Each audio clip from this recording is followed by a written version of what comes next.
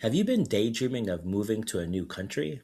I know I have, and over the past couple of years, I've been traveling to Vietnam and enjoying delicious local food, seeing beautiful sceneries, and meeting lots of friendly people. So I think it's finally time to move to Vietnam, but I know I shouldn't just book a ticket or reserve accommodations without first having a plan. So in today's video, I'm going to share three things that I'm doing before moving to Vietnam.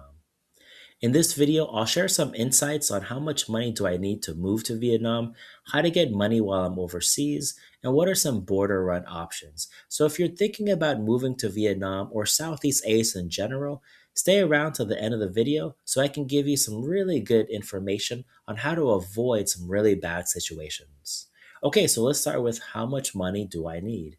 Now I'm looking at two different cities. I'm currently living in Taipei and I'm planning to move to Hanoi. And if we look at the cost of living for one person, it's about 1,300 US dollars to live in Taipei. And in Hanoi, it's about half that price.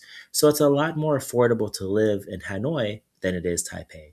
Now, these price quotes are more for local people. So if you're an expat or an international person, you're going to need a lot more money to live comfortably.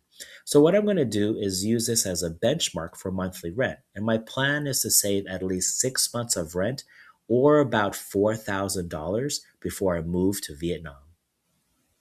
So, how am I going to make this money? Well, I'm currently using a covered call ETF called XPay from Roundhill Investments. And this covered call ETF has exposure to the S&P 500. It's a monthly payer and has a 20% yield. And what does a 20% yield look like? Well, I currently have 1,100 shares, and at 89 cents per share, I'm receiving a distribution or a payout of about $989 every month. And what I like about this fund is its consistency and transparency. I mean, they publish their distributions a year in advance, so you know exactly what you're getting every month. No surprises. Now, if we look at the left hand column, I'm scheduled to receive 89 cents per share every month, and the payout is around the middle of the month. So I really like this fund because when you're overseas and you're relying on a fund like this to live off of, you really don't want any surprises with your money. Now, I've already received the first distribution for January. I'm about to receive the second distribution for February, and I'm going to wait for the next 2 months. And by the end of April, I should have 6 months of rent saved for Vietnam. Now, why am I trying to save 6 months of rent before moving to Vietnam? Well, as you know, if you move to a new country, there are always unexpected costs. And so I just don't want to be surprised by anything. And so if I have a little bit of money saved, then I'll have a little bit more peace of mind. Because when you're moving to a new country, it can be quite stressful that very first month. Okay, so now that I've saved 6 months of rent, how am I going to get that money out when I'm actually in Vietnam? Now, if you're in a new country and you don't have an official reason to be there or some kind of residence card, you'll know that it's quite hard to open up an account at a local bank. So, what I've been doing the last several years in Japan and Taiwan is I've been using my Schwab Bank Visa Platinum debit card. And this is great because instead of having a bank account, I can just go to any international ATM or even a 7-Eleven and withdraw some money. Now, what's really great about this card is it has unlimited ATM fee rebates worldwide.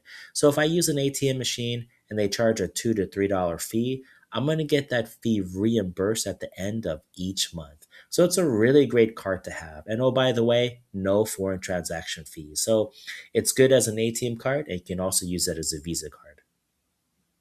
Now, although I've been using this the last several years, recently I've noticed an increase in people using digital payments or digital wallets.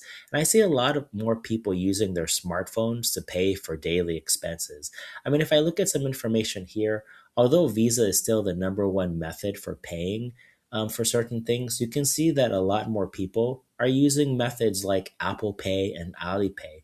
And locally here in Vietnam, more and more people are using things like Momo, VinPay, and ZaloPay. And if we look at more reports, you'll see that in 2024, the amount of digital payment transactions was around 14 trillion, and in 2030, it's projected to double. So, although I've been using my Schwab card to withdraw money these last several years, I may not need to in the future because more and more merchants or vendors are accepting digital wallets or digital ways to pay. Now, why is this good? Well, there are a lot of reasons why having a digital payment system is more effective than just having a credit card or a bank account. And let me show you why. Okay, so looking at some digital payments, let's say you don't have enough cash or you have too much cash, but the merchant or the store doesn't have any change. And I can't tell you how many times I've run into this situation. But if you have a digital payment method or a digital wallet, you don't have to worry about these two things. Also, some merchants don't accept international credit cards. And I know if you're a Westerner, you're used to having like a check card or a Visa MasterCard. But when you're overseas, sometimes you just can't use an international card. They only accept local credit cards.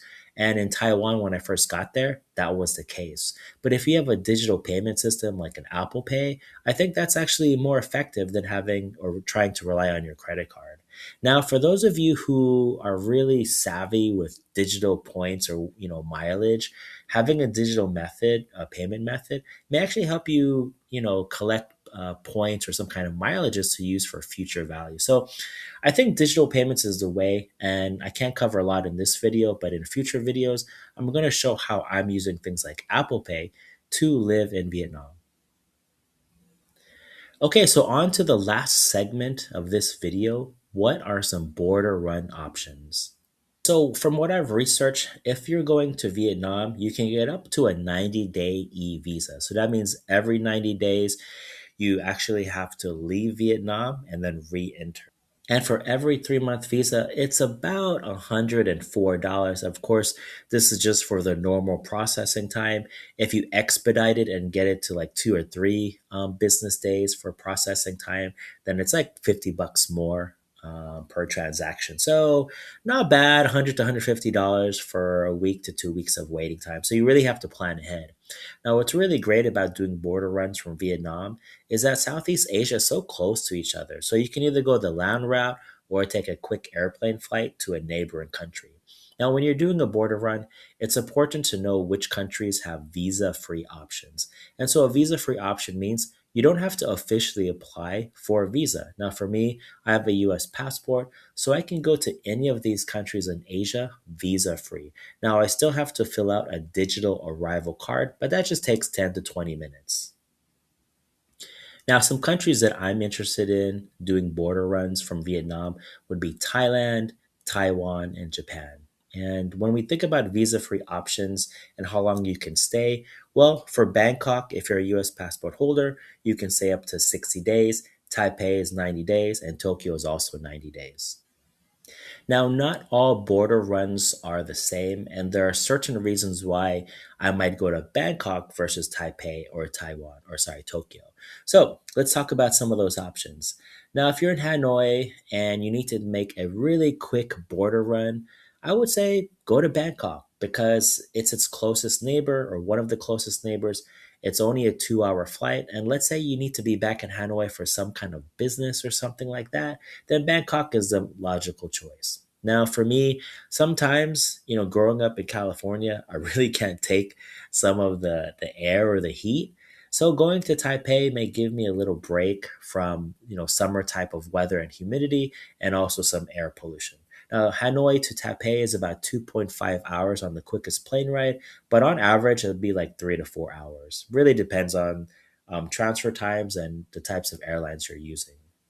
Now, I've been in Tokyo for about 8 to 10 years of my life, so I know it really well.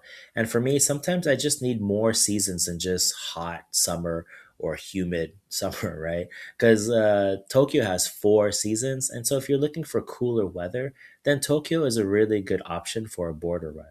Now, for me, it takes about 5 hours to go from Hanoi to Tokyo on the quickest flight, but I've seen airplane flights for like anywhere from 6 to 10 hours. Again, it really depends on transfer times. So this is something to really research far in advance if you don't want to spend too much time, on the plane. Now, for border run stays, I think it's important to do a little bit of research in advance. And for me, you want the border run stay to be as easy as possible. So when I'm doing a border run, I want to create go to places to stay, accommodations that I could go to without a smartphone. accommodations where I know the owners. And it's really good to develop a relationship with the owner because sometimes you may need to do a border run during a holiday or some kind of special event or even peak season. And sometimes owners own more than one property. So they may actually be able to open up another accommodation for you because they know you. Again, you want your border runs to be as easy as possible. You don't want to wait until the week that you have to do the border run. So, doing this research before actually going to Vietnam, I think is going to give me just a little more peace of mind. Okay, you've made it to the end of the video. Sorry I can't make this video longer. My voice is still weak and you could probably hear my scratchy voice. But some things to cover in future videos about planning to move to Vietnam are things related to travel credit cards, health insurance, transportation. I know eSIM cards is a big topic, social meetups, and what to do during emergencies. So I'll try to cover more content in the next few months because I'll be back stateside and be planning to move to Vietnam in the next few months. So that was episode number 5 of my Living Off Dividend series, 3 things that I'm doing before moving to Vietnam. Hope you liked the video. Please like the video and subscribe to watch more free content on achieving financial freedom and living in Asia. And you might also like these videos. And as always, this video is for entertainment purposes only. It is not intended as financial advice. Consult with a qualified financial advisor before making any investment decisions. Take care and see you in the next video. Peace.